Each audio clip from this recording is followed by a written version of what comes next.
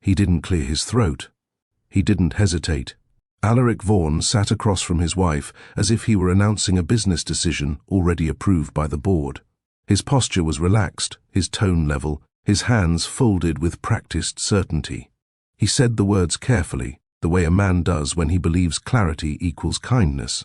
He told her he had met someone else. He said he wanted a divorce. The room did not react the way it was supposed to. There was no sharp inhale from Callista, no tightening of her jaw, no tremor in her hands. She didn't ask who the woman was or how long it had been happening. She didn't interrupt him, even when he paused, waiting for emotion to rise and meet his confession. She simply listened. When he finished, the silence that followed was not heavy. It was precise, measured, almost deliberate.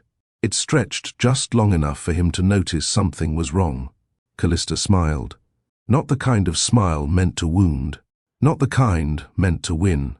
It was small, composed, and strangely calm, as if she had reached the end of a thought she'd been carrying for years. Alaric frowned. "You're smiling?" She didn't answer right away. Her eyes didn't search his face. They didn't ask for reassurance or offer protest. They held steady, like someone who had already adjusted to a reality long before it was spoken aloud. This wasn't denial. This wasn't shock.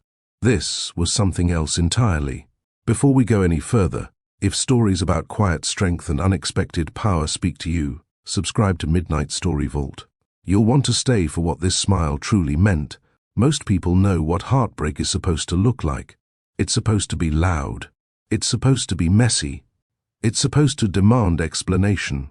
We expect tears, raised voices, shaking hands, or at least a visible crack in composure. When someone is told that a decade of marriage is ending, we wait for the moment where the pain announces itself. That reaction reassures us that the loss is real. So when Callista didn't give Alaric any of that, it unsettled him. And if we're being honest, it unsettles most people. Have you ever watched someone receive devastating news and thought, why aren't they reacting properly? Have you ever been the person who stayed quiet while everyone else expected you to fall apart? Silence makes people uncomfortable because it refuses to explain itself. Alaric had prepared for anger. He had rehearsed responses for tears. He had words ready for accusations and blame. What he wasn't ready for was calm. He wasn't ready for the absence of urgency. He wasn't ready for a woman who didn't ask him to reconsider. Her smile disrupted the order of the moment. It suggested that this conversation was not the beginning of something, for her, but the confirmation of something she had already processed. It hinted that while he believed he was delivering news, she was receiving proof. And that realization unsettled him more than any outburst could have. Because when someone doesn't react the way you expect, it forces a harder question. What do they know that you don't? Alaric leaned back in his chair, trying to regain control of the moment. In his mind, this conversation was supposed to tilt the balance of power. He had spoken honestly. He had chosen himself. He expected that choice to land with weight. But Callista's calm didn't bend. She didn't ask him to explain his feelings. She didn't demand timelines or confessions. She didn't search for reassurance that the past 10 years had meant something. Her stillness suggested that this conversation had arrived late, very late. People often mistake quiet for weakness. They assume that the absence of protest means surrender. But there is another kind of quiet, the kind that comes after decisions have already been made, after clarity has settled in the body, long before words are exchanged. Callista's smile wasn't an attempt to appear strong. It wasn't performative. It was the expression of someone who had stopped negotiating with hope. While Alaric believed he was choosing a new future, Callista was closing a chapter she had already finished reading. He spoke again, trying to fill the space. He talked about honesty, about not wanting to live a lie, about how love should feel natural, not strained by obligation. He framed the divorce as an act of courage. Callista let him speak. Because courage, she understood, doesn't always announce itself when someone walks away. Sometimes it shows up years earlier, in the quiet discipline of preparation, in the choice. To understand the systems around you instead of trusting they will always protect you. This wasn't the moment her marriage ended.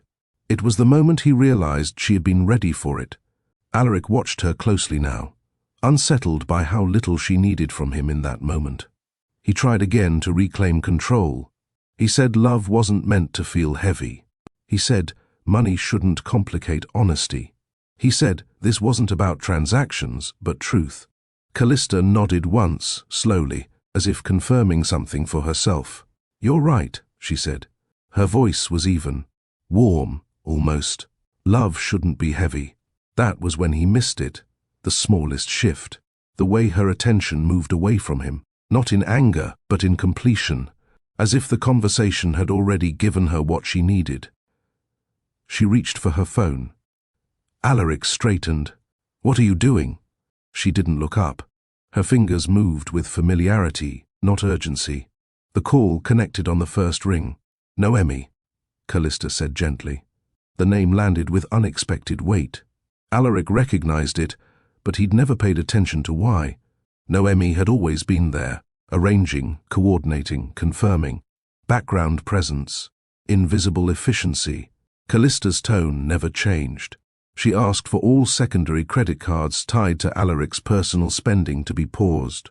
She asked for discretionary payments to be placed on hold.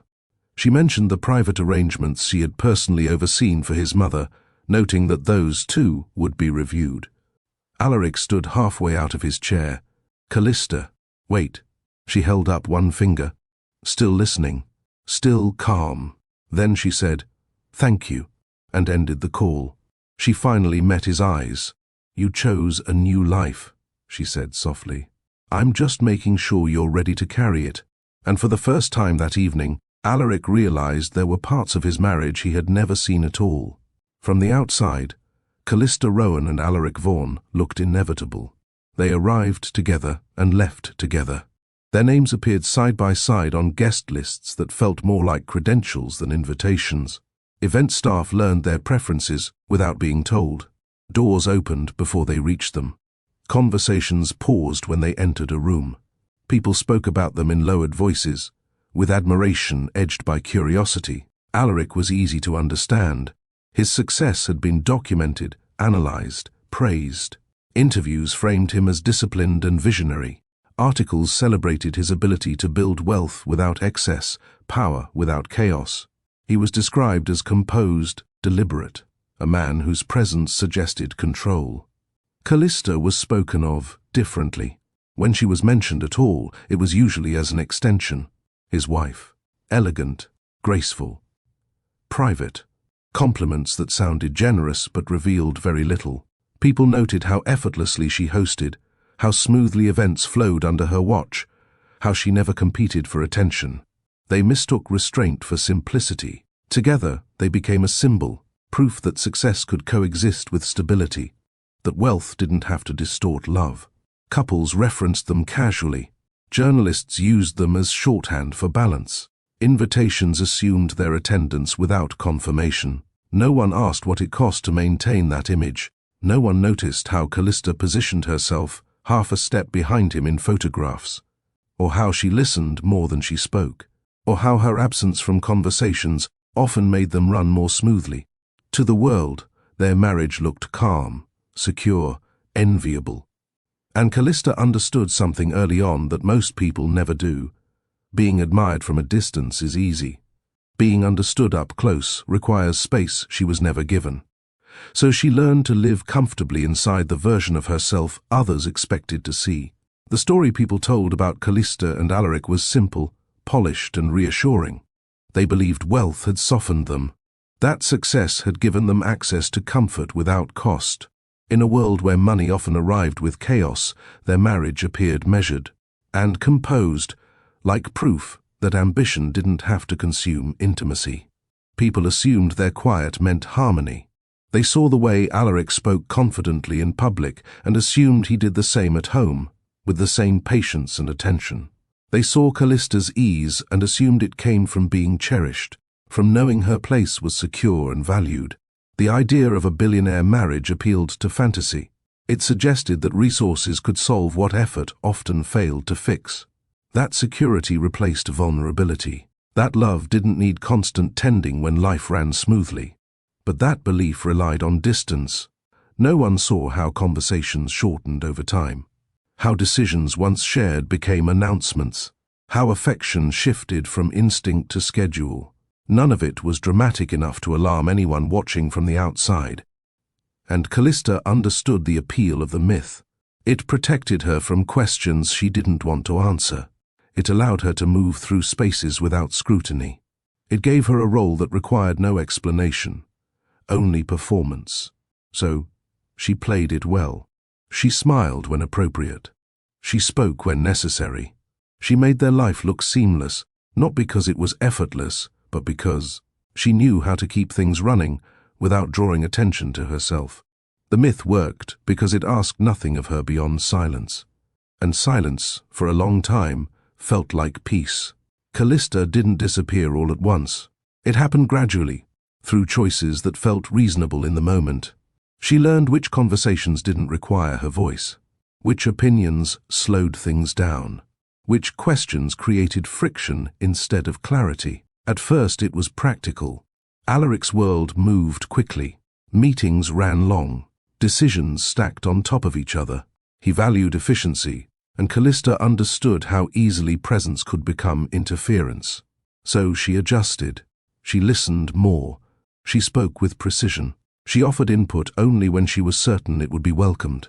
People mistook this for passivity. What they didn't see was how intentional her restraint became. Callista learned that stepping back allowed her to observe patterns others missed. She noticed who handled what, who signed which documents, who followed through and who deferred. She learned how things worked, not because she wanted control, but because she refused to be careless. In social spaces, she let Alaric take the lead. It kept attention off her, and attention always came with assumptions. By staying just outside the spotlight, she avoided being reduced to expectations she never agreed to carry. Being overlooked became useful. It gave her freedom to move without commentary, to understand systems without being questioned, to manage details quietly, without ego or resistance. People trusted her precisely because they underestimated her involvement. Callista didn't shrink. She repositioned.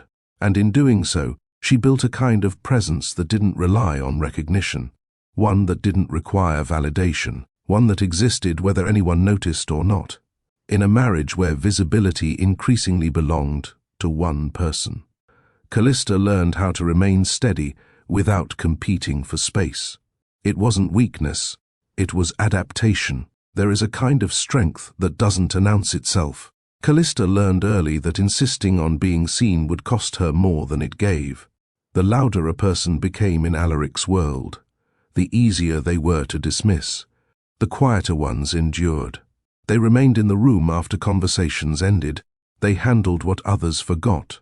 So Callista chose endurance over performance. She didn't fight for attention because attention was unstable. It shifted with moods, schedules, and outcomes. Instead, she built consistency. She made sure things worked whether anyone acknowledged her role or not. That reliability became her protection. When people overlooked her, they also stopped questioning her decisions. They trusted her judgment without examining it. They assumed she was simply managing details, not shaping outcomes. That assumption gave her access without resistance. It allowed her to act with clarity rather than permission. Callista never mistook invisibility for worthlessness. She understood it as camouflage. It gave her time. It gave her knowledge. It gave her the ability to stand on her own footing long before she ever needed to prove it. While others relied on proximity to power, she relied on understanding it. The admiration she earned wasn't loud. It came in quiet confidence, in competence that didn't falter, in a life that ran smoothly because she refused to leave things to chance. By the time the world would eventually see her strength, it would feel surprising. But to Callista, it was familiar. She had been standing there the entire time. In the beginning, their marriage felt ordinary in the best way. Before the wealth multiplied and schedules hardened, Alaric and Callista shared a rhythm that belonged only to them. Mornings were unhurried. Conversations wandered. Decisions were made side by side, Not because they had to be, but because neither of them imagined doing life any other way. Alaric used to ask her questions that didn't serve an outcome. What she thought about a book he'd half read. Whether a plan felt right to her, not strategically, but intuitively. He listened without checking the time, without steering the conversation toward conclusions. Callista noticed everything then. She noticed how he leaned in when she spoke, as if her words mattered even when they weren't practical. How he reached for her hand without thinking, not to reassure her, but because closeness felt natural. Their affection wasn't calculated. It appeared in small gestures, shared glances across a room, quiet laughter over private jokes that needed no explanation. They were curious about each other, not just about dreams or ambitions, but about the small things that fill a life. Preferences, habits, thoughts that changed mid-sentence. They allowed room for uncertainty, for opinions to shift, for conversations to stretch without purpose. When decisions came, they made them together. Not as a performance of partnership, but as a habit. Where to live, how to shape their days, what kind of life felt meaningful to build. Even disagreements felt safe then. They trusted that tension didn't threaten connection. Love, in those early years, felt human. It was present. It responded. It didn't rush ahead or withdraw without warning. It existed in moments that didn't need witnesses to be real. Callista believed that was what love became with time. Not louder, not more dramatic, but steadier. She trusted that the quiet comfort they built would carry them forward. She didn't know then that love could change without ending all at once. Only that for a while it was real in a way that asked nothing of her except to be herself. Some of their best moments never left the house. They existed in the hours no one else saw, where there was no audience, and no need to perform a version of themselves that fit expectations. It was there that their affection felt most natural, unpolished, unguarded, and lightly playful. Alaric used to tease Callista in ways that only worked because he knew her so well, a raised eyebrow when she pretended not to care about something she clearly did, a half-smile when she corrected him gently, the way she always did, never trying to win an argument, only to be understood. They laughed easily then, not because life was simple, but because being together made it feel lighter. They built routines without realizing it. Evenings where one of them cooked while the other hovered nearby, offering commentary more than help. Late nights spent talking about ideas that didn't need to become plans, moments where decisions were shaped through conversation rather than urgency. They trusted each other's judgment. When something felt uncertain, Alaric turned to Callista instinctively, not for reassurance, but for perspective. He valued the way she thought, careful without being hesitant, observant without being guarded. She, in turn, trusted his confidence, the way he moved forward without losing sight of what mattered to them. Their closeness didn't depend on constant affirmation. They touched often, casually, without intention. A hand at the small of her back, a brush of fingers when passing in the hallway. Physical affection was woven into daily life, not reserved for specific moments. Callista felt seen then, not admired, not managed, but known. She never worried about being replaced, never questioned her place. Love didn't feel fragile, and so she didn't hold it tightly. She allowed it to breathe, believing that was how it stayed alive. Those memories remained vivid, not because they were dramatic, but because they were ordinary. They formed the emotional foundation she carried quietly for years afterward, long after the gestures became less frequent and the conversations more focused. What made their loss painful wasn't the absence of grand romance. It was the disappearance of these small human exchanges, the ones that made love feel less like an idea and more like a shared life. The change didn't arrive with an argument. There was no single moment Callista could point to and say, "This is when it ended." What happened instead was quieter, harder to name. Love didn't disappear. It thinned. It stretched itself across longer days and fuller calendars until it no longer felt close enough to touch.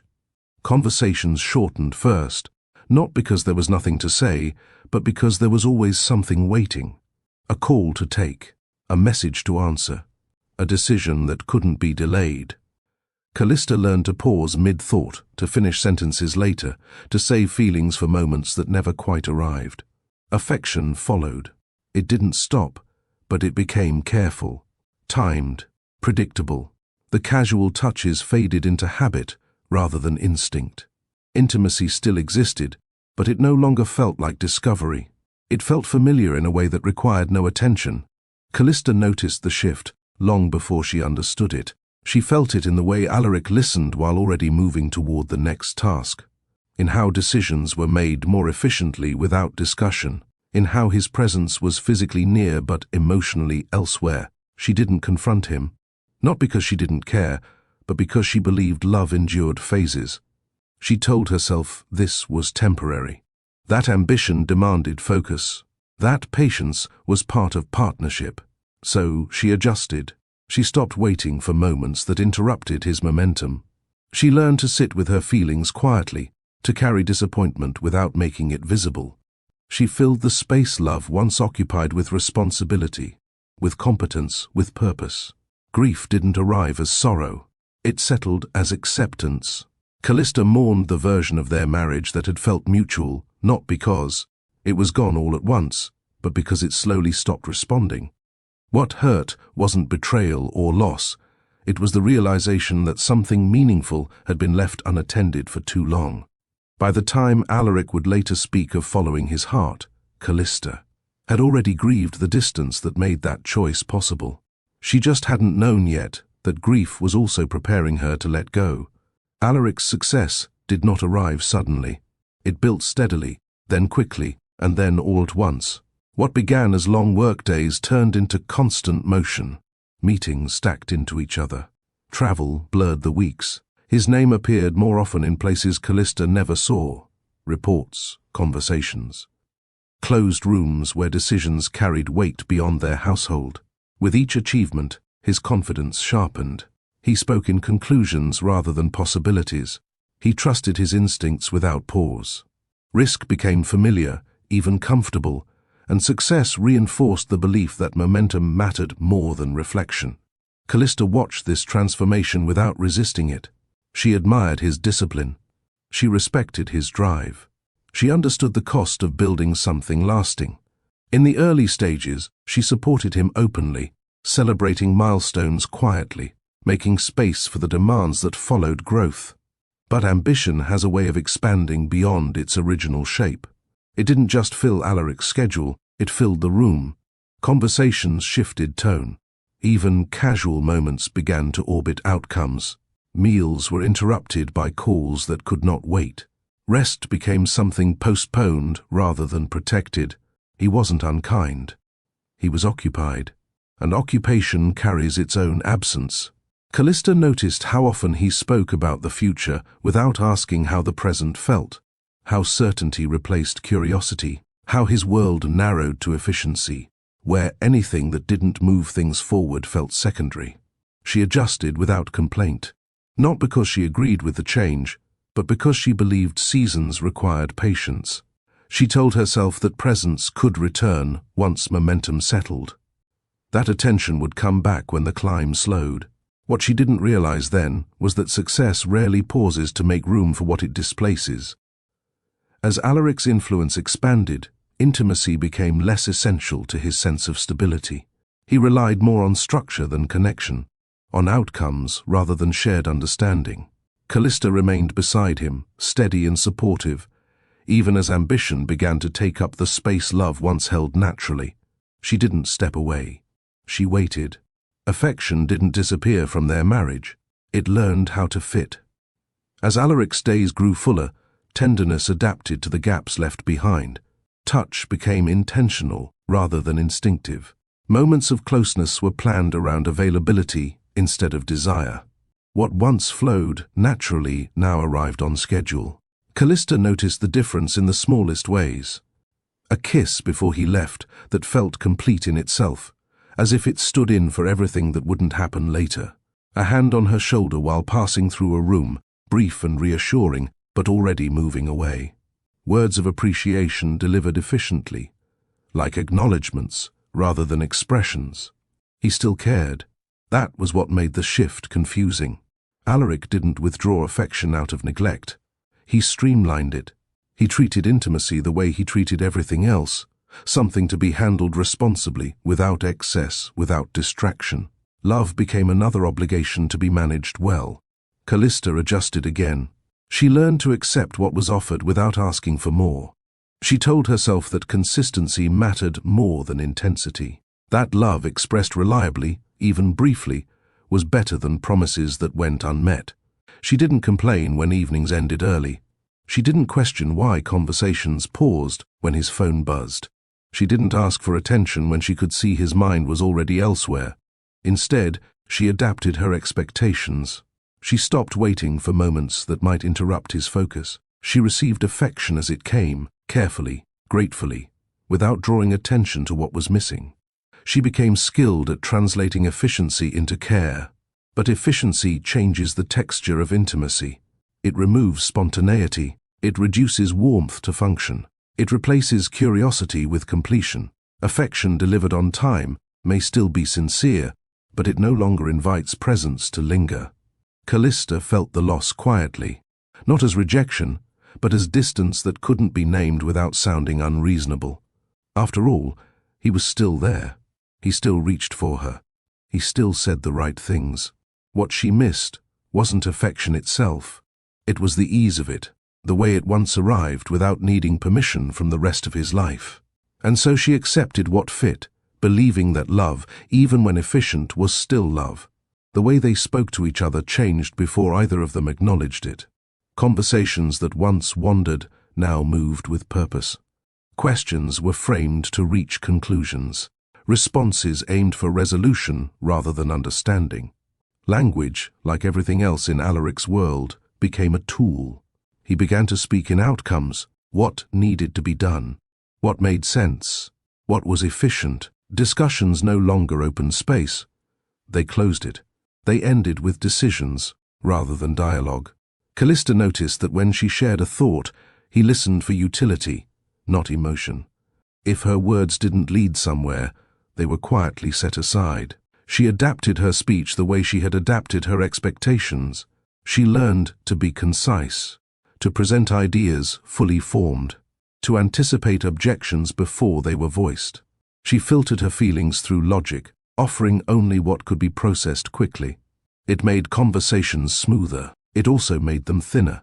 Moments that once invited vulnerability became exchanges of information. They talked about schedules, logistics, obligations, about who would handle what and when. Even personal topics were approached with structure, as if clarity could replace closeness. Callista stopped sharing unfinished thoughts. She no longer spoke from uncertainty or curiosity. Those parts of her didn't fit into conversations that demanded answers. She learned to keep questions to herself, to resolve feelings privately before they could complicate anything. Alaric didn't notice the shift because it worked. Communication became efficient. Disagreements were rare.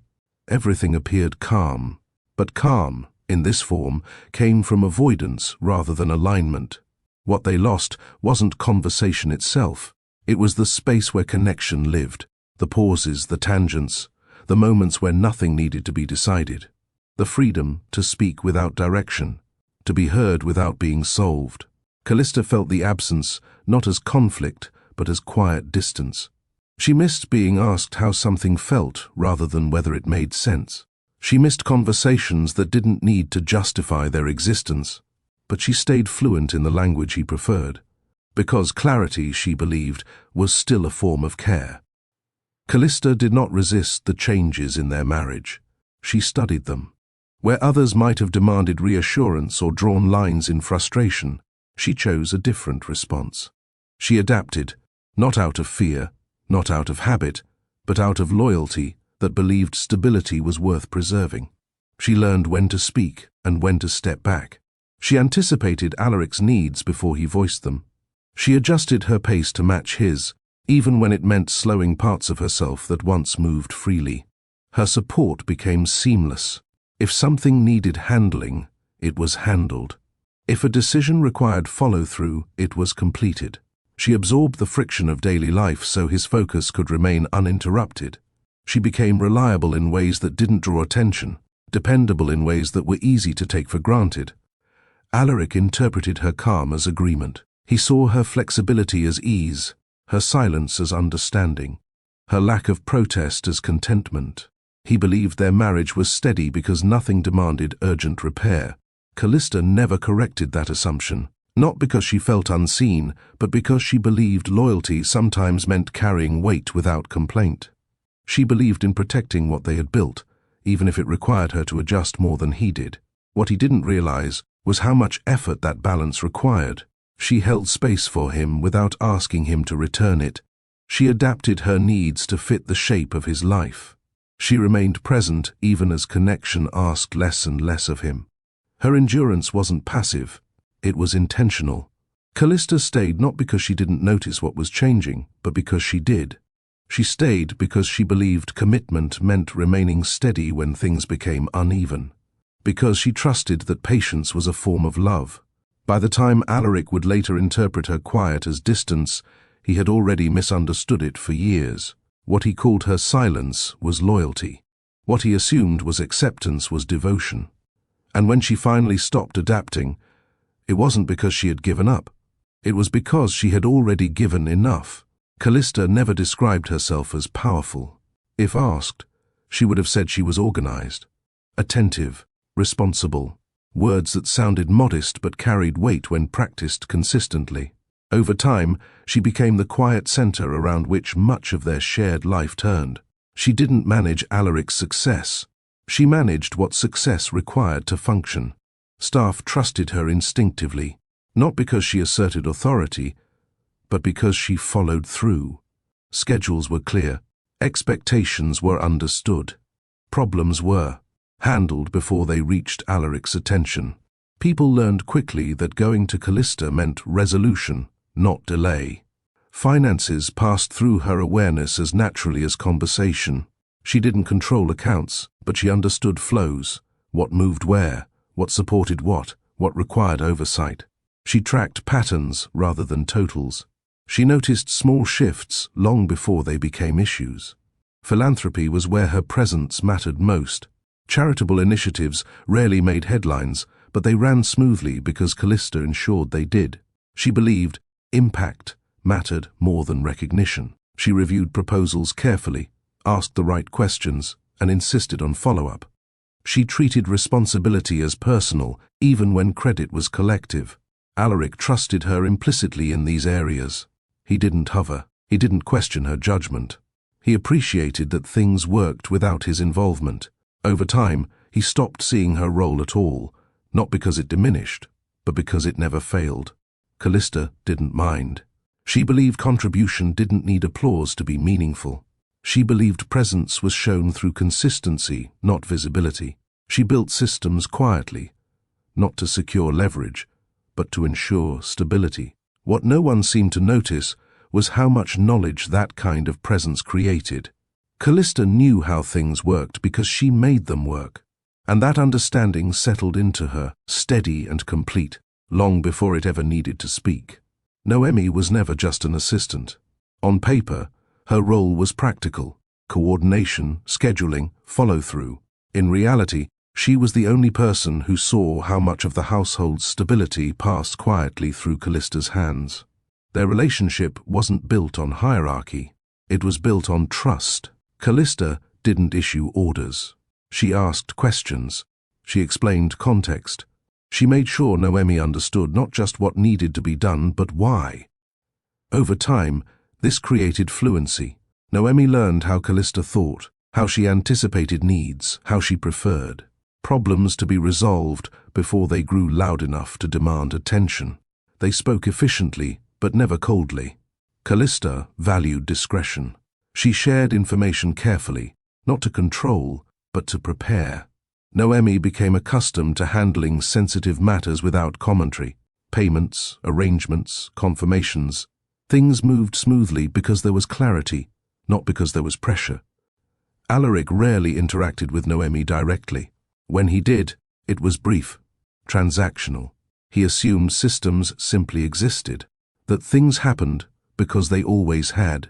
He never questioned why certain issues never reached his desk, or why solutions arrived before problems announced themselves. Noemi knew better.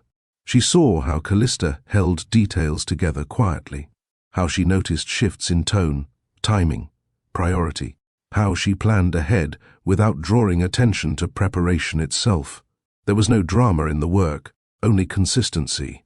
Callista trusted Noemi because trust had been earned over time, not through loyalty to power, but through reliability, through the shared understanding that responsibility didn't require explanation, only execution.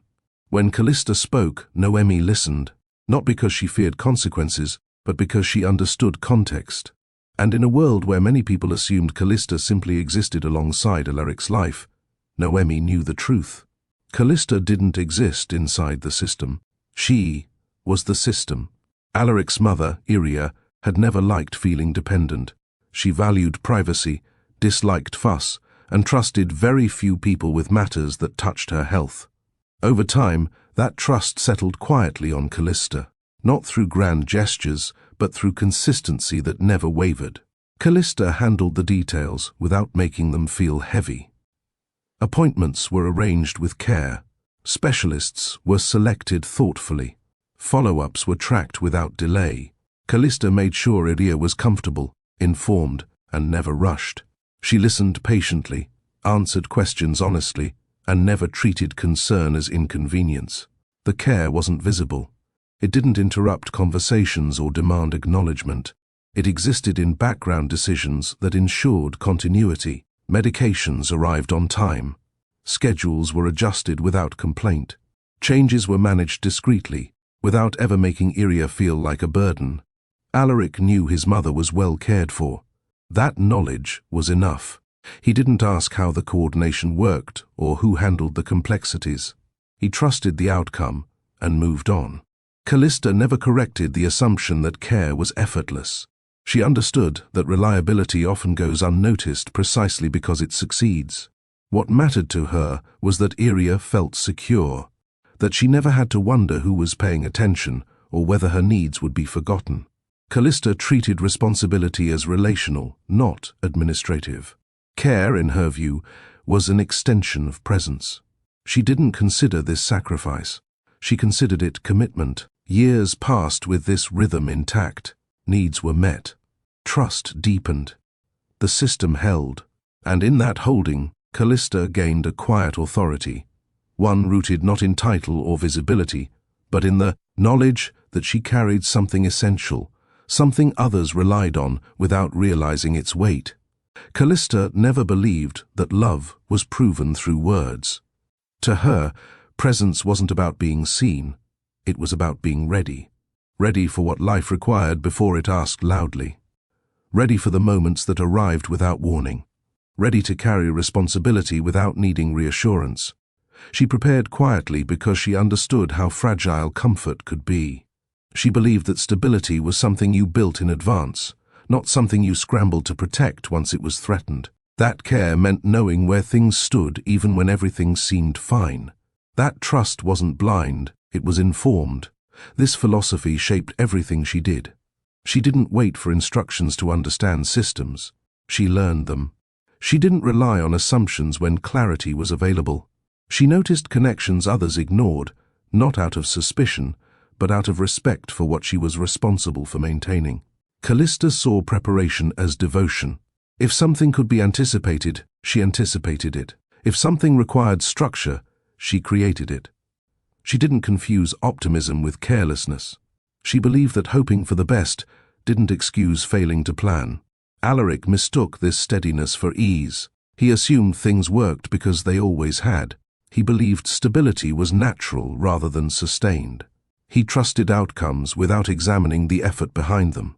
Callista never corrected him, not because she wanted credit, but because preparedness doesn't seek applause. It seeks continuity. She valued peace more than recognition. She valued knowing over being known. By the time cracks began to appear in their marriage, Callista wasn't scrambling to understand what she held. She already knew. Her calm didn't come from detachment. It came from readiness built over years of attention, from systems shaped quietly, thoughtfully, without drama. And while others saw her as peripheral to Alaric's world, Callista stood firmly. Within it, aware, capable, and fully prepared for whatever came next. Celine entered Alaric's life quietly. There was no dramatic introduction, no sudden shift in his routine. She appeared at the edge of his world, unburdened by expectations, untouched by the history that weighed on his marriage. In her presence, Alaric felt something he hadn't realized he'd been missing: ease. Celine didn't ask questions that required reflection. She didn't expect him to explain his choices or revisit past decisions. Conversations with her felt light, uncomplicated, free of responsibility. She listened without analyzing. She laughed without reading between the lines. To Alaric, that felt refreshing. She admired him without context, without comparison. She saw the version of him that existed before constant demands, before layered obligations, before success required explanation. With Celine, he didn't feel evaluated. He felt received. Her life seemed simple in contrast to his. She moved through her days without contingency plans or structured outcomes. She spoke about feelings without turning them into discussions. She responded to moments as they arrived, not as they might affect the future. Alaric mistook this for purity. He told himself she wasn't interested in his status or influence, that she liked him for who he was, not what he managed or maintained. Her lack of expectation felt like honesty. Her absence of pressure felt like sincerity. Being with Celine required no adjustment. He didn't need to be careful with words. He didn't need to think ahead. He didn't need to consider consequences beyond the moment. In a life governed by precision, that absence felt like freedom. He didn't see her as a replacement. He saw her as relief. And in that relief, he began to believe he had found something real, something unburdened by the weight of commitment he no longer recognized as love. Alaric never thought of himself as disloyal. He believed loyalty was about honesty, not endurance, about choosing truth over habit. When doubt crept in, he didn't frame it as betrayal. He framed it as self-examination. A man brave enough, he told himself, to admit when something no longer fit. He didn't see his marriage as failing. He saw it as complete. In his mind, he and Callista had built something functional, stable, and respectable. They had succeeded together. But success, he believed, was not the same as fulfillment. Stability did not guarantee closeness, and longevity, in his view, did not automatically equal love. He convinced himself that staying unhappy was the greater wrong. Callista's calm presence made this easier. Her lack of complaint became proof that she, too, was content with distance. Her adaptability read as acceptance. He told himself that if she were truly unhappy, she would have said something. So he leaned into the narrative that he was being fair. He wasn't sneaking around. He wasn't hiding his feelings. He was acknowledging them. He told himself that choosing Celine was not about desire, but clarity. That he wasn't leaving because of another woman, but because he had finally understood what he needed. He compared the effortlessness he felt with Celine to the discipline his marriage now required. The contrast felt meaningful. He interpreted ease as authenticity, tension as proof that something was wrong. And he reassured himself with logic. He had provided. He had stayed. He had honored commitment longer than many would have. Now, he believed, he was allowed to choose happiness without apology. What he didn't question was how much of that reasoning relied on silence that was never meant to be consent. Over time, Alaric began to equate ease with truth. He told himself that love, at its core, should feel natural, that it shouldn't require constant effort or adjustment, that when something was right, it flowed without resistance. In his world, success came from removing friction. He applied the same logic to intimacy. Celine fit that belief perfectly.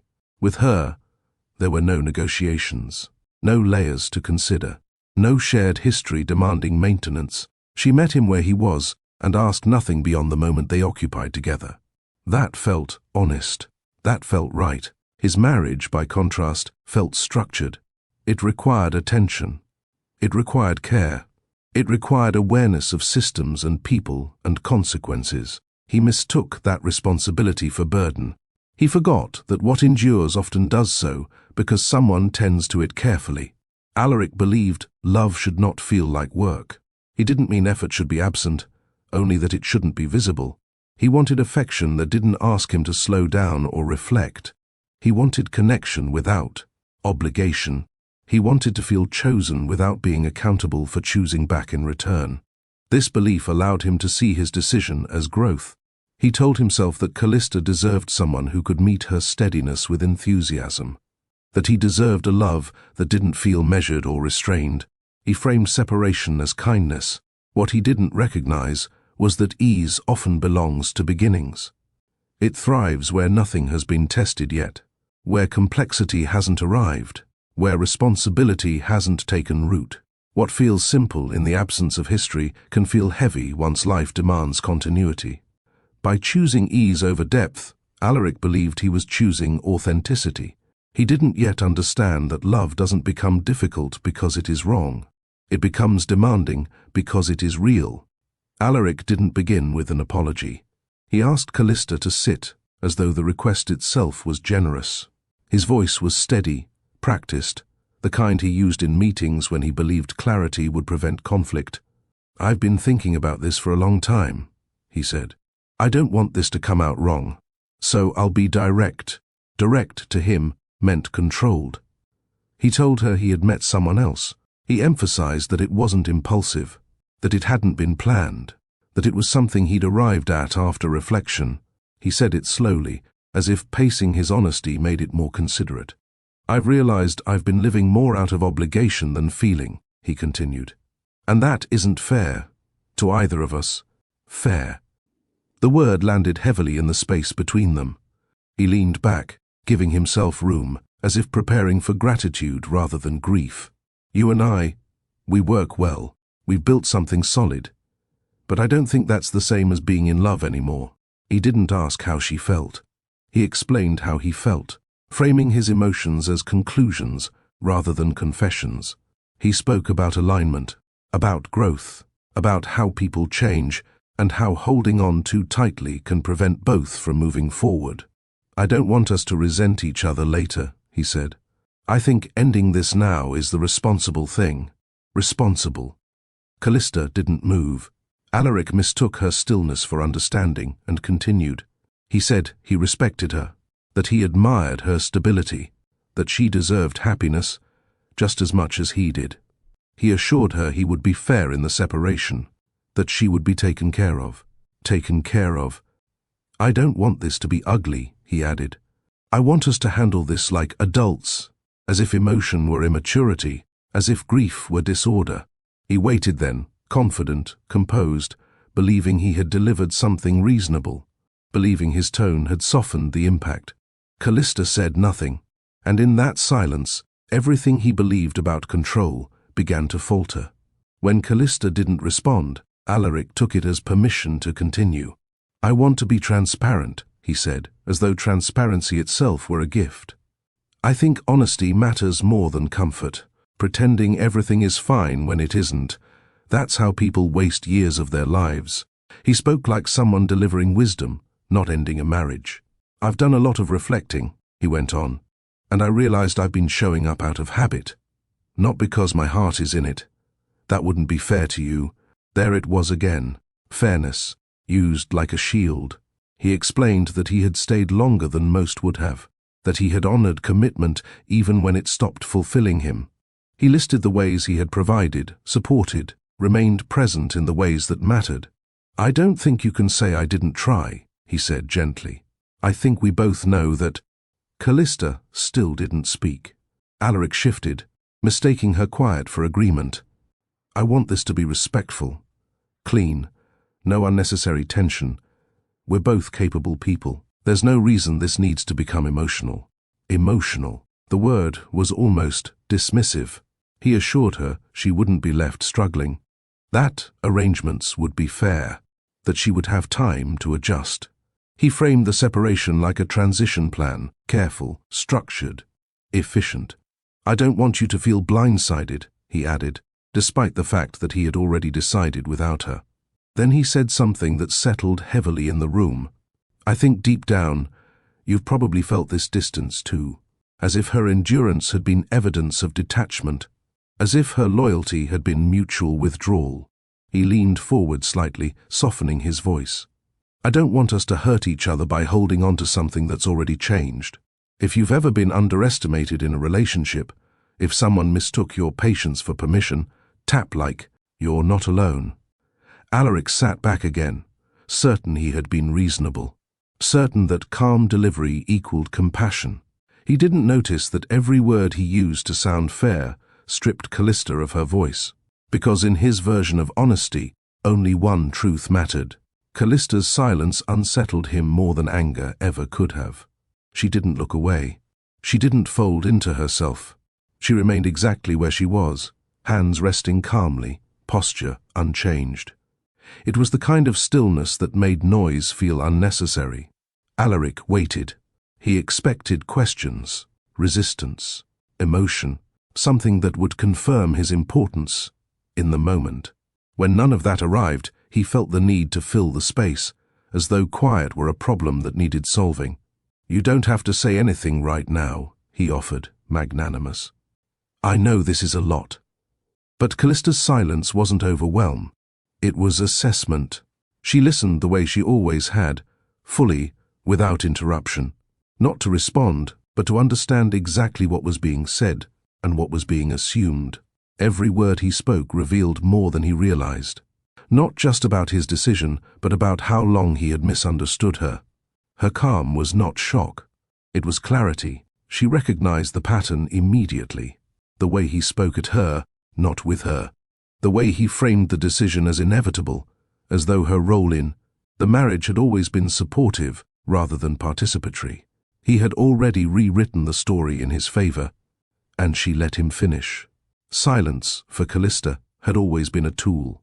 Not avoidance, precision. She knew when words would complicate things rather than illuminate them. She understood that reacting too soon would only hand him the control he expected to have. So she waited. Her stillness forced him to confront something unfamiliar, the absence of validation. He wasn't being reassured. He wasn't being challenged. He wasn't being comforted. He was simply being observed. For the first time, Alaric wasn't steering the moment. He wasn't managing the outcome.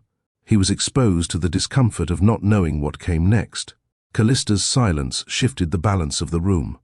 It stripped his speech of its authority. It turned his certainty into noise. And without raising her voice or moving an inch, she reclaimed something he had assumed was already his. Control. When Callista finally smiled, it caught him off guard. It wasn't sharp. It wasn't ironic. It wasn't meant to provoke. It was small, controlled, almost gentle, like the release of a breath she hadn't realized she'd been holding for years. Alaric stared at her, unsettled. "Why are you smiling?" he asked. The question revealed more than he intended. He expected devastation. He expected her to collapse into the role he had already assigned her, the abandoned wife, the one who would need reassurance, negotiation, explanation. The smile disrupted that narrative completely. But the smile wasn't about victory. It was about recognition. In that moment, Callista understood something with absolute clarity. This conversation hadn't ended her marriage. It had confirmed what she had already lived through quietly. The distance, the imbalance, the way her patience had been mistaken for emptiness. The smile came from grief reaching its end. Not fresh grief, but the kind that arrives after years of adjustment, after hope has been carried long enough to become heavy. She wasn't reacting to loss. She was acknowledging its completion. For the first time, she wasn't being asked to adapt. She wasn't being asked to wait, to soften, to translate herself into something more convenient. His words, meant to sound fair, had finally relieved her of the responsibility to keep holding the shape of a marriage that no longer reached her. That was why she smiled. Because clarity is quiet. Because acceptance doesn't always arrive with tears. Sometimes it comes with relief, so subtle it looks like calm. Sometimes it comes with the understanding that endurance has done all it can do. Alaric saw only the surface of that smile and misread it entirely. He thought it meant composure. He thought it meant agreement. He thought it meant she would move forward the way she always had, without resistance. He didn't realize the smile marked the moment Callista stopped carrying what was never meant to be hers alone. It wasn't strategy. It wasn't performance. It was the final acknowledgement that the woman sitting across from him was no longer waiting to be chosen. Callista didn't raise her voice when she reached for her phone. There was no rush in her movement, no tremor in her hand. She held the device the way someone does when they know exactly what they're about to say. Alaric watched her with confusion, still assuming this was a pause. Another moment of processing before negotiation began. The call connected almost immediately. "Noemi," Callista said, her tone even, familiar. There was no preamble, no explanation, no emotional framing. Callista spoke the way she always had when something mattered, clearly, calmly, without excess. She asked for all secondary credit cards attached to Alaric's personal spending to be paused, not cancelled. Paused. She specified the accounts, the timing, the scope.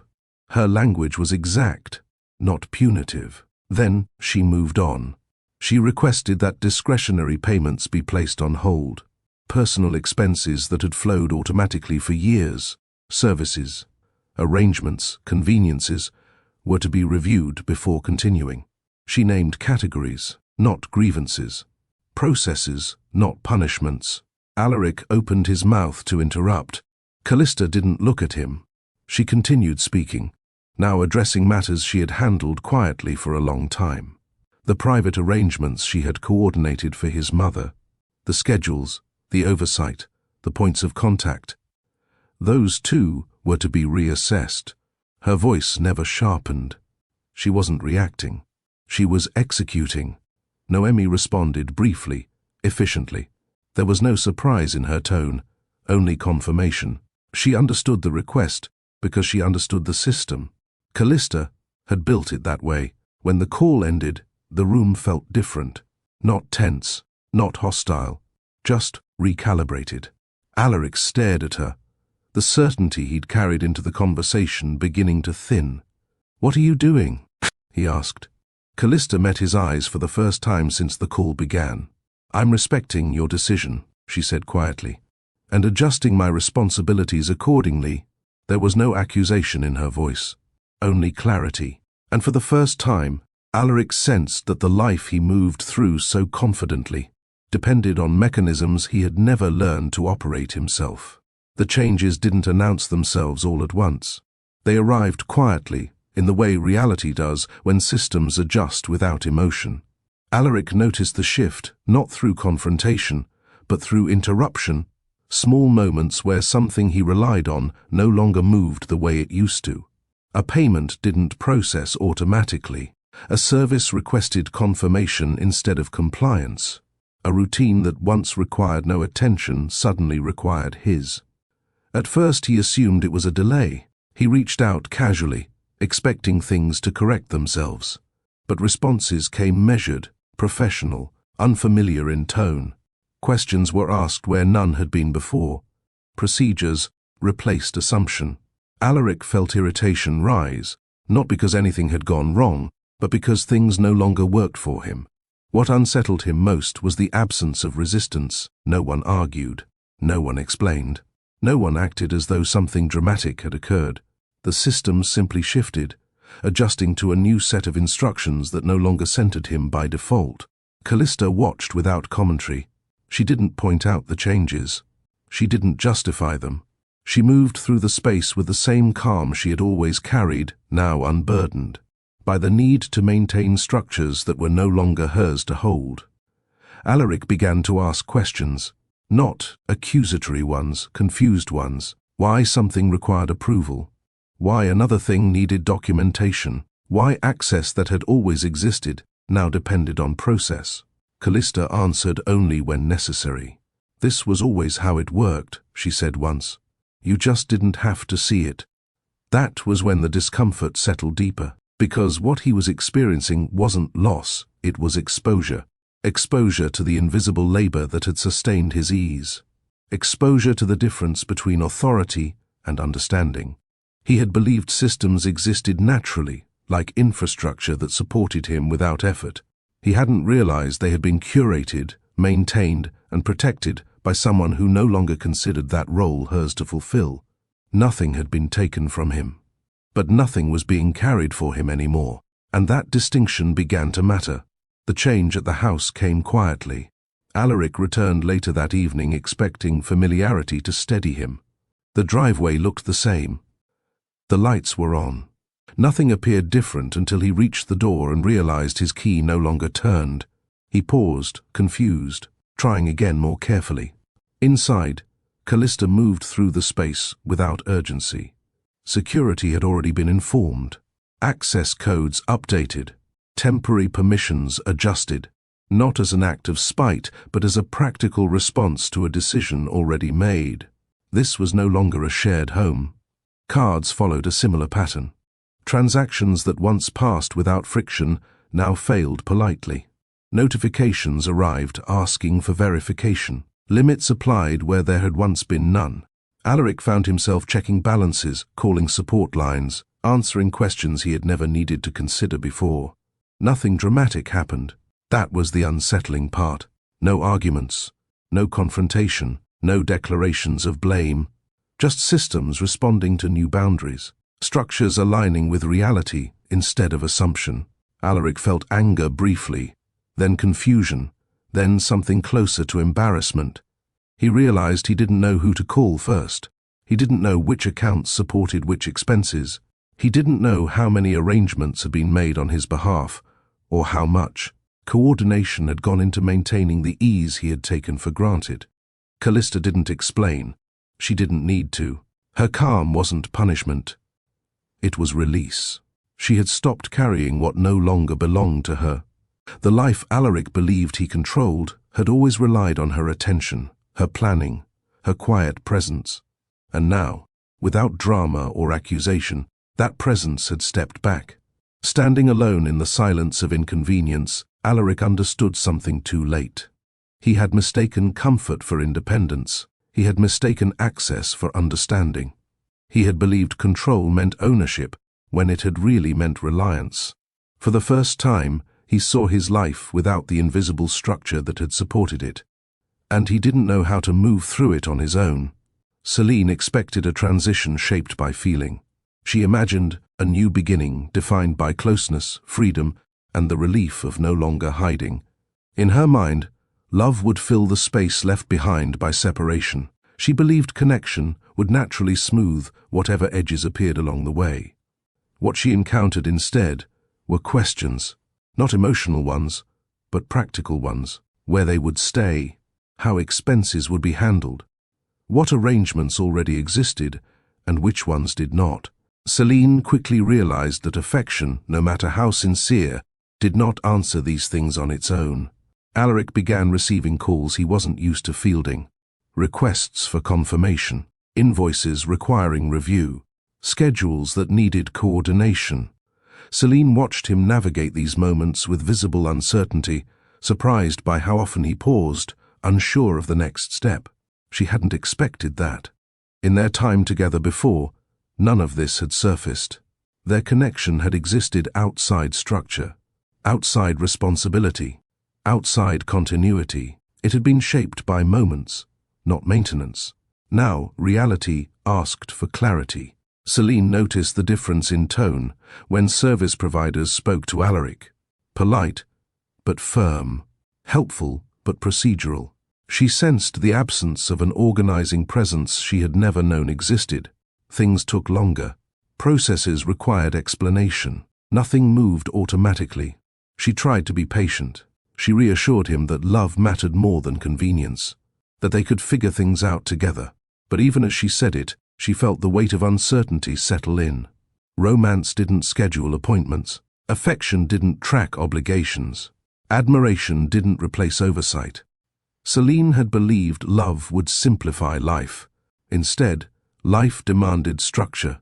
She began to see that the ease she admired in Alaric had not been inherent. It had been supported. The stability she assumed came naturally had been sustained by attention she had never witnessed.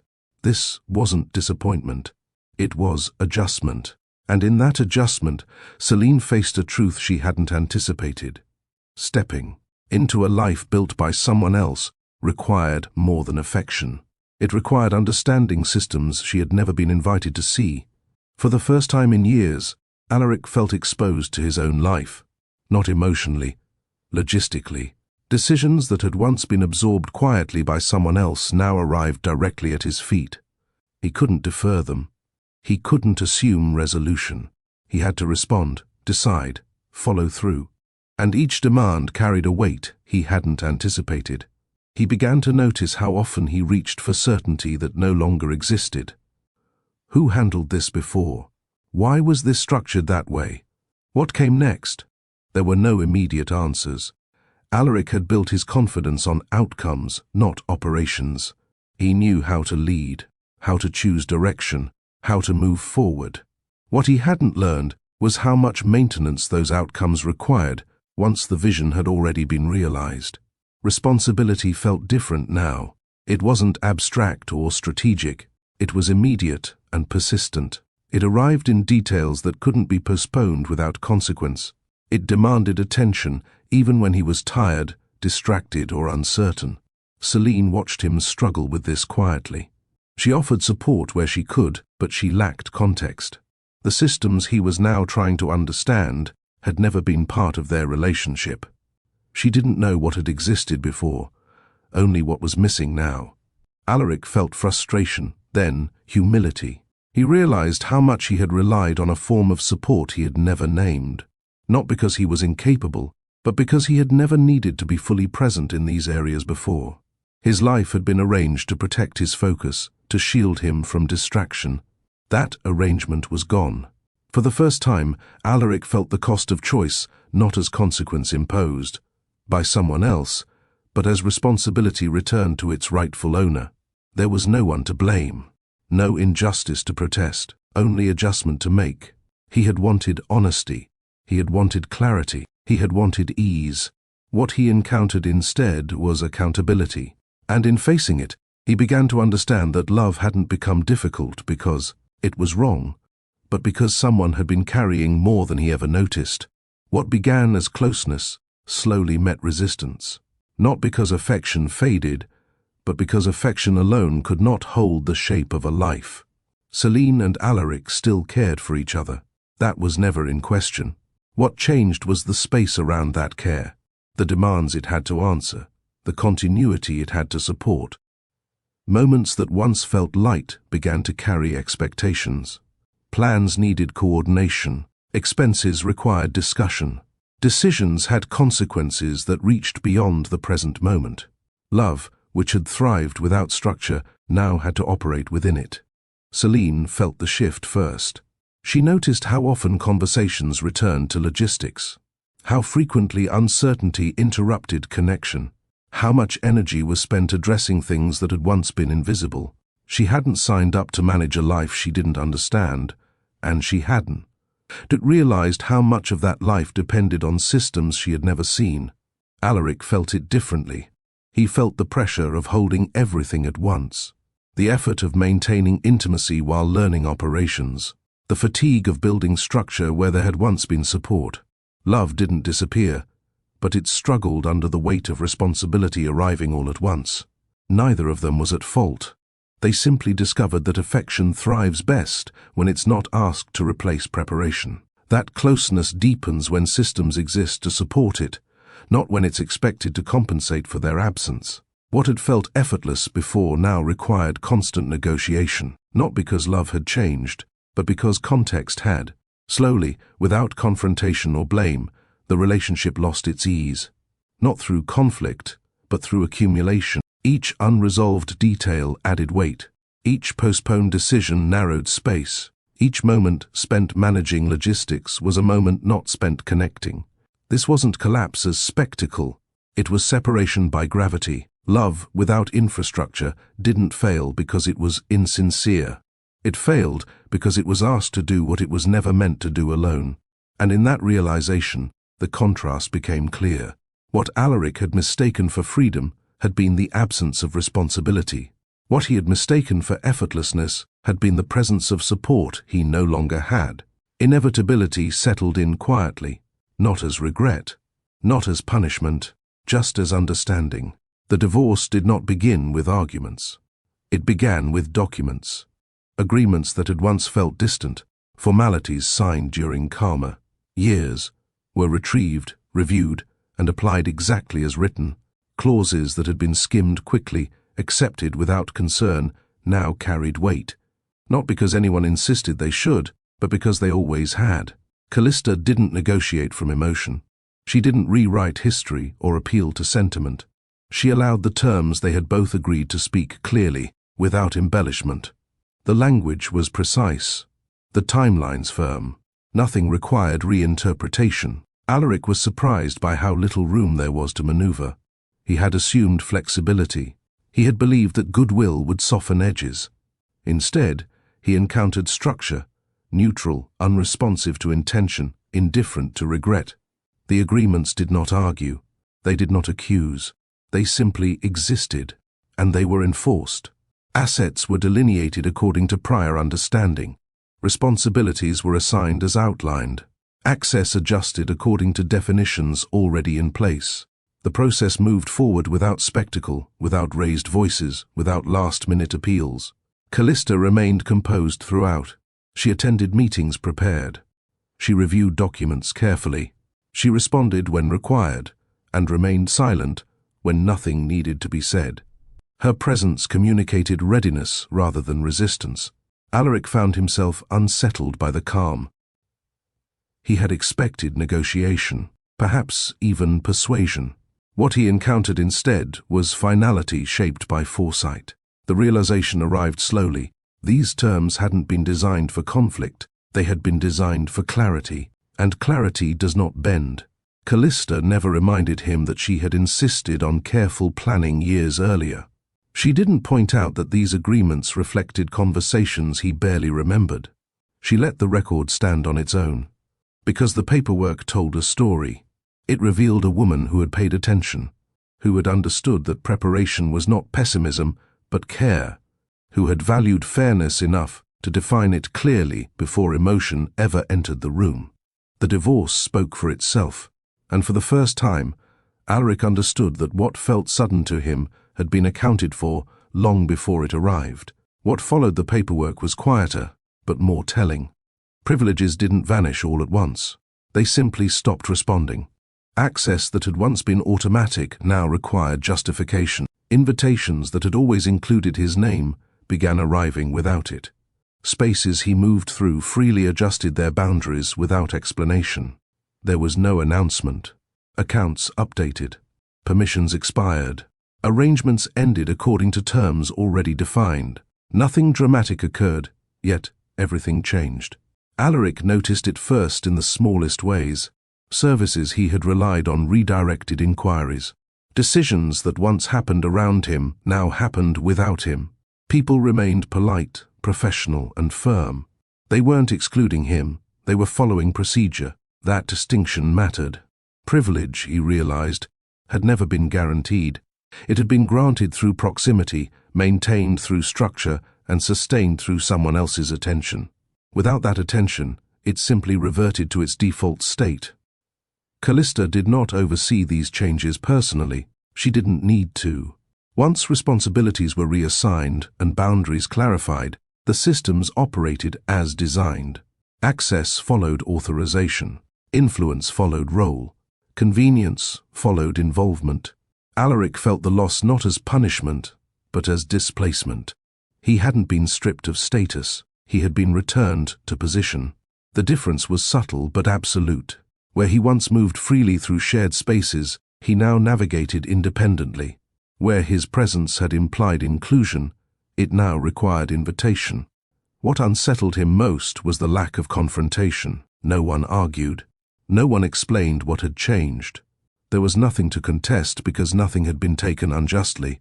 Privileges had not been removed out of spite. They had expired because the conditions supporting them no longer existed. Callista remained silent throughout. Not out of indifference, but out of restraint. She did not narrate the consequences. She did not assign meaning to them. She allowed reality to communicate on its own terms. And in that restraint, something became clear. Privilege feels permanent only when it is never questioned. Once it depends on accountability, it reveals its limits.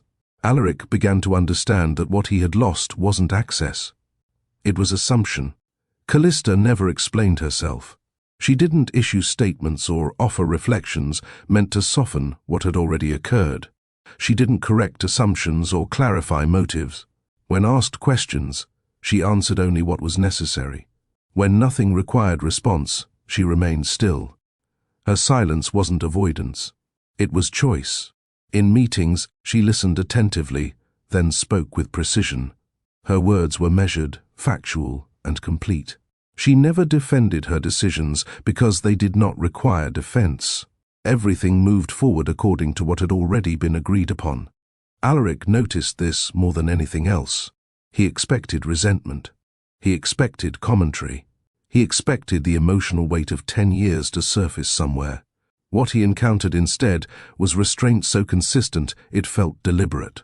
Callista did not seek validation. She did not need to be understood to be resolved. She allowed the process to unfold without inserting herself into its narrative. Her dignity did not come from appearing unbothered. It came from knowing where she stood. People around them noticed, not because she demanded attention, but because she didn't. In a situation where reactions often define perception, Callista's composure spoke louder than any declaration could have. It signaled clarity rather than suppression. Her silence communicated something unmistakable. She was not negotiating her worth. She was not revisiting decisions already made. She was not asking to be seen differently. She moved forward without dramatizing the past or rehearsing its pain. She didn't perform strength.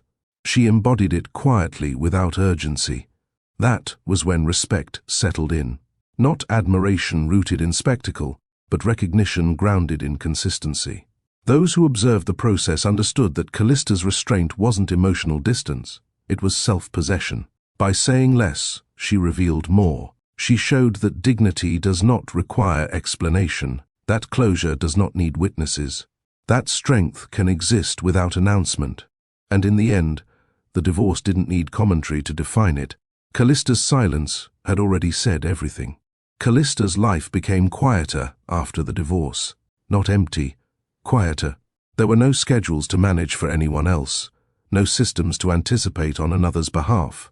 The absence of constant responsibility revealed a new shape to her days, one that felt unfamiliar but not frightening. For the first time in years, she moved without adjusting herself to someone else's momentum. She didn't rush to replace what had ended.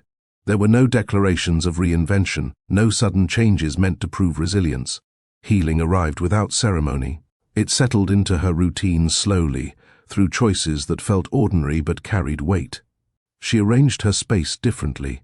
Objects that once existed for function were replaced with things chosen for comfort. Rooms were shaped by how she wanted to feel inside them, not by how they needed to perform. The environment softened, responding to her presence rather than demanding it. Callista spent time alone without filling it. She read without checking the time. She took walks without destinations. She allowed silence to exist without interpreting it as something that needed fixing. For years, quiet had meant waiting. Now it meant arrival. Rebuilding did not require permission. She didn't ask anyone whether she was doing it correctly. She didn't seek validation for moving on at her own pace. Her healing wasn't structured to impress or reassure. It was private, steady, and sufficient. There were moments when grief surfaced unexpectedly. Not sharp or overwhelming, just present. A memory would pass through her mind and then leave, unaccompanied by judgment. She learned to let these moments exist without assigning them meaning beyond what they were. Callista began to understand something essential. She had not lost herself in her marriage. She had adapted, and adaptation, once no longer required, could be released without effort. What remained was not a version of herself waiting to be recovered, but a woman ready to choose herself without negotiation. Rebuilding, she realized, wasn't about becoming someone new. It was about standing where she already was, and allowing that to be enough. Mornings became her favorite time of day, not because they were productive, but because they belonged entirely to her. There was no urgency waiting on the other side of waking, no schedule to align with someone else's priorities. She moved through the early hours slowly, letting the day meet her rather than the other way around. Callista learned the texture of stillness. She noticed how sunlight entered the room at different angles, how the quiet of the morning felt different from the quiet of night, less heavy, more open. She sat with her thoughts without needing to organize them, allowing them to pass without direction. Rediscovery didn't arrive as revelation. It came through familiarity returning gently. She remembered what she liked when no one else's preferences needed to be considered. What kind of music settled her? Which routines calmed rather than constrained her? How her body felt when it wasn't bracing itself to accommodate another person's rhythm. She cooked differently, not efficiently, not with timing in mind. She prepared meals that invited patience, that required attention without pressure. Eating became an experience again, not an interlude between obligations. Callista spent time doing nothing productive. She lingered over books. She rearranged spaces simply because it felt right. She allowed herself to pause mid-task and continue later without guilt. For years, stillness had been something she earned after everything else was done. Now it was something she allowed herself without justification. In those quiet mornings, she began to notice a subtle shift. Her thoughts grew less defensive. Her body relaxed without effort. The sense of being on standby, ready to respond, adjust, support, slowly faded. She no longer felt the need to anticipate disruption. Peace, she realized, was not an achievement. It was a state that emerged when she stopped managing everything at once, when she let herself exist without being useful, when she trusted that nothing bad would happen if she moved slowly. Rediscovery wasn't about finding new desires. It was about remembering old ones that had been waiting patiently, the parts of herself that had gone quiet, not because they were lost, but because they had made room for something else. And in that stillness, Callista began to feel whole without effort. Intimacy returned to Callista in an unexpected form. It didn't arrive through another person or a new connection. It emerged through attention directed inward, without judgment or urgency. For the first time in years, she became fully present with herself. She noticed her reactions without correcting them. If something stirred emotion, she didn't rush to analyze it. She allowed feelings to rise and settle naturally, trusting that they didn't require immediate resolution. This gentler relationship with herself felt unfamiliar at first, but also deeply grounding. Callista began listening to her body. She rested when she felt tired. She moved when she felt restless. She ate when she was hungry, not when the day demanded efficiency. These small acts of responsiveness created a sense of trust she hadn't realized was missing. She no longer needed to explain her choices. There was no one to convince, no role to maintain, no expectations to manage. Her decisions belonged to her alone. That freedom didn't feel reckless. It felt stable. It allowed her to move through life with quiet confidence rather than constant readiness. Intimacy with herself meant honesty without punishment. She acknowledged what she missed without longing for it to return. She recognized what she had endured without framing it as sacrifice. She held her past with care, not because it defined her, but because it had shaped her capacity to choose differently. Callista learned that self-connection doesn't demand isolation. It requires presence. It asks for patience.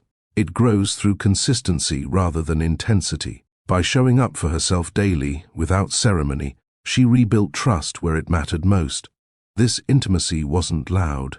It didn't announce growth or insist on closure. It settled into her life quietly, shaping how she moved, how she rested, how she related to the world around her. For the first time, she felt complete without being needed. That completeness didn't close her off. It steadied her. It gave her a foundation that didn't depend on circumstances or approval. She was no longer waiting to be chosen, affirmed, or understood. She was already present. And that presence, sustained and unforced, became the truest form of healing she had known. The love that found Callista did not interrupt her life. It did not arrive with declarations or expectations. It did not ask her to reorganize herself or make room by becoming smaller. Instead, it entered quietly, noticing the space she had already created and choosing to stand within it rather than reshape it. This love did not place itself above her. There was no imbalance to manage, no pedestal to maintain, no role to perform. She was not admired from a distance or handled with care as something fragile. She was met as she was, steady, complete, unhurried. What surprised Callista most was how natural that felt. She wasn't required to translate herself. She didn't soften her clarity or downplay her independence. The connection formed without hierarchy, without one person leading and the other adjusting. There was no sense of being chosen because she fit a need. She was present, and that presence was enough. The person who came into her life did not compete with her past. They did not ask questions that searched for comparison or reassurance. They didn't frame themselves as an answer to what had ended. They simply showed up, consistently, without attempting to define the relationship before it had time to exist. Callista noticed how calm she felt around them. There was no vigilance, no instinct to manage the mood of the room. She didn't feel responsible for keeping things smooth or stable. She didn't feel the quiet pressure to maintain harmony at her own expense. This love didn't require proof. It wasn't impressed by endurance or shaped by history. It didn't reward sacrifice or confuse patience with devotion. It recognized her strength without asking her to demonstrate it again. For the first time, Callista experienced connection that didn't lean on her. It stood beside her. And in that balance, she understood something clearly. Love that arrives gently does not take up space by pushing others aside. It makes room by respecting what already exists. What defined this new connection was not intensity, but attention. They were present with each other in a way that felt unforced. When they spoke, there was no sense of waiting for a turn or steering the conversation toward a result. They listened fully, not to fix or interpret, but to understand. Silence was not something to escape, it was something they shared comfortably. Callista noticed how different this felt in her body. She didn't brace herself before speaking. She didn't rehearse her thoughts or weigh them for usefulness. Her words arrived as they were, and they were received without being reshaped or redirected. Presence moved in both directions, steady and equal. Time together felt simple, not because it lacked depth, but because depth wasn't manufactured. They sat with each other without distraction, without the subtle pull of other priorities intruding. When one of them was tired, they rested. When one of them was uncertain, they paused. Neither felt the need to carry the moment alone. There was no urgency to define what they were building. They didn't rush toward labels or future plans. They allowed connection to unfold at its own pace, trusting that understanding would come through experience rather than insistence. What mattered was not where things were going, but how they felt while being there. Callista realized she was no longer performing care. She wasn't anticipating needs before they were expressed. She wasn't adjusting herself to maintain balance. Care flowed naturally, not because she carried it, but because it was shared. This mutual presence created a quiet safety. She felt seen without being watched, supported without being managed. The relationship didn't rely on her strength to remain stable, it rested on shared attention and respect. For the first time, Callista experienced connection that did not drain her. It did not require endurance. It did not demand explanation. It existed comfortably in the present without pulling her backward or pushing her forward. And in that shared presence, she understood that love does not deepen through effort alone. It deepens when both people are fully there, without distraction, without hierarchy, and without asking the other to disappear in order to stay. What Callista valued most in this new love was the absence of pressure. There was no need to rush forward or secure the future before it had time to breathe. She didn't feel the pull to prove commitment through sacrifice or speed. There were no timelines implied, no expectations hidden beneath affection. This love trusted its own pace. Callista no longer felt the urge to demonstrate her worth through effort. She didn't have to show resilience or patience to earn closeness. Her presence was not being measured against her past or tested for durability. She was not being evaluated for how much she could carry. The relationship unfolded without urgency. Plans were made thoughtfully, not defensively. Conversations about the future emerged naturally, without fear that silence meant uncertainty. If something needed time, it was given time. If something needed space, it was allowed space. Callista recognized how different this felt from what she had known before. She wasn't holding anything together. She wasn't stabilizing a connection that required constant attention. She wasn't compensating for imbalance. The relationship stood on its own footing, steady without effort. There was comfort in that steadiness. It allowed her to remain exactly where she was, without adjusting her needs or tempering her clarity. She could speak honestly without concern that truth would disrupt connection. She could pause without worrying that distance would grow. Love no longer felt like something that could be lost through stillness. It felt secure enough to remain present without demand. This absence of urgency did not dull emotion, it refined it.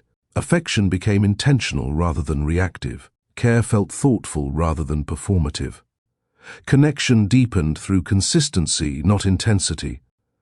Callista understood then that love did not require proof when it was grounded in respect. It did not ask her to rush healing or rewrite her story.